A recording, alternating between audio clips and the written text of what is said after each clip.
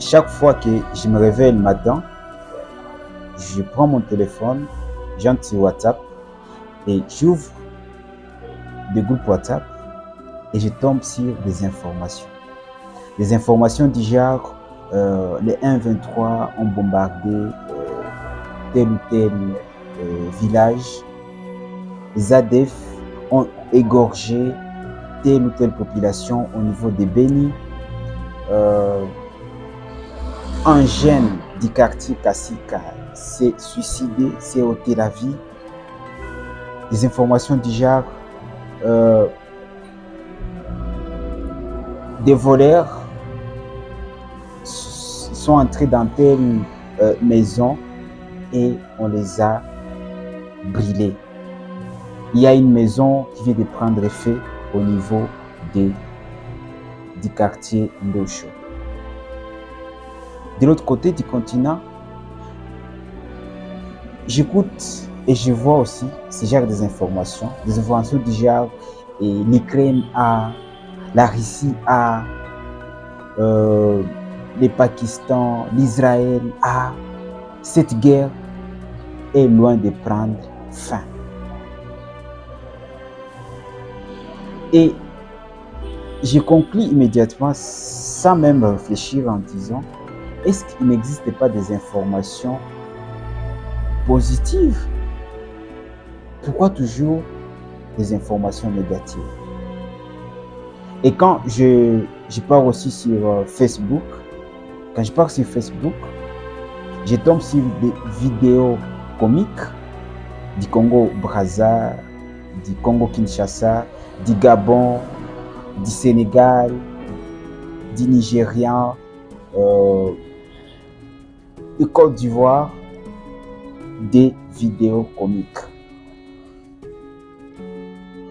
On dirait que pour faire des buzz au niveau de l'Internet, il faut lancer des informations négatives. Il faut aussi être soit danseur, soit musicien, soit comédien. C'est ce moment-là que tu peux faire des buzz au niveau de l'Internet. Il n'y a pas longtemps, je faisais un débat avec un ami qui s'appelle Billy Capond. Et il a posé une question, je vous épargne de tous les détails possibles. Il a posé une question en disant, où sont partis les scientifiques africains, les philosophes africains? Est-ce que c'est pas temps que ces scientifiques, ces philosophes africains puissent aussi puissent créer un nouvel ordre que les gens peuvent suivre sur Internet? Pourquoi seulement la comédie, la musique, la danse, des fausses informations, des mauvaises informations et j'en passe.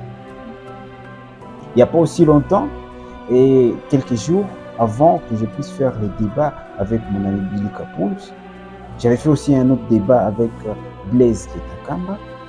Là, je vous épargne aussi de tous les détails possibles. Nous avions conclu en disant, est-ce que c'est pas important, est-ce que c'est avec cette allure que nous avons aujourd'hui, on avait vu que c'est tellement important, c'est tellement important qu'on puisse augmenter les prix des crédits pour accéder à l'Internet. Le fait que nos jeunes frères, sœurs, nos enfants, lorsqu'ils vont commencer à accéder à l'Internet, ils vont découvrir tout simplement des mauvaises informations, des informations négatives. À cette allure, j'ai commencé à comprendre de quoi il s'agit.